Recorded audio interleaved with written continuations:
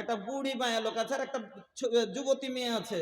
তো দুজনে মিলে গল্প লাগালছে। তো যুবতী মেয়েটা এ যুগের আর ও হলো ওই যুগের, পুরাতন যুগের, আর ই হলো ডিজিটাল যুগের। তো কইছে যে হ্যাঁ আমি 4 বছর আগে ব্যাংকে 500টা টাকা দিয়েছিল আর দিয়ে ভুলে গেছি, ইয়ার দিনে যদি দেখছি তাহার 2500 হয়ে গেছে। তো বুড়ি মেয়ে লোকটা কইছে যে তাই নাকি, তুই ব্যাংকে টাকা দিলে টাকা বাড়ছে? কইছে হ্যাঁ টাকা বাড়বে না। তো কইছে যে হারো কাছে কিছু টাকা আছে, আমিও ব্যাংকে দিয়ে দেবো তাইলে।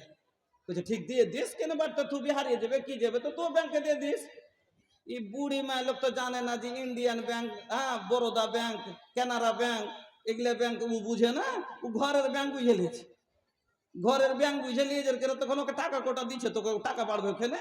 ওরকম ভাইঙ্গে একটু না বললে ফের একটু মজা নিন না ছুটাইলে হয় না। আমি এটা কোরআন হাদিসের কথা লয়, ওরকমই মা বোনকে বলছি যে একটু দেড়ে বুঝে কিছু গেলা মায়ের লোকে দেড়ে বুঝিয়েন না। আল্লাহ রাসূল বলছেন লা ইয়াহিল্লু লিল মারাতি আনতা সুমা, কোন মহিলার জন্য হালাল নয় কি ও রোজা রাখবে, ওয়া জাওজুহা শাহিদুন, আর তার স্বামী মওজুদ আছে, প্রেজেন্ট আছে। হ্যাঁ কোন রোজা? নাফিল রোজা। ফরজ রোজাতে কাউরির অনুমতি নেওয়া প্রয়োজন নেই।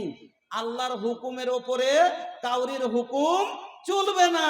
কিন্তু নাফল রোজা, যেরকম রমজানের মাসের পরে শাওয়াল মাসে 6টা নাফল রোজা রাখে না? তো ওই রোজা এমনি অন্য মাসে মহিলারা, আমার মা বোনেরাকে দেখি যে 3টে করে রোজা রাখে, নাফল রোজা। এই ধরনের কোন রোজা যদি মহিলা রাখতে চায় আর তার স্বামী মওজুদ আছে, তাহলে পারে নবীজি বলছেন তার জন্য বিনা অনুমতি ছাড়া রোজা রাখা জায়েজ হবে না। তাহলে রোজা রাখা যদি নেকি, রোজা রাখা নেকির কাজ কিনা?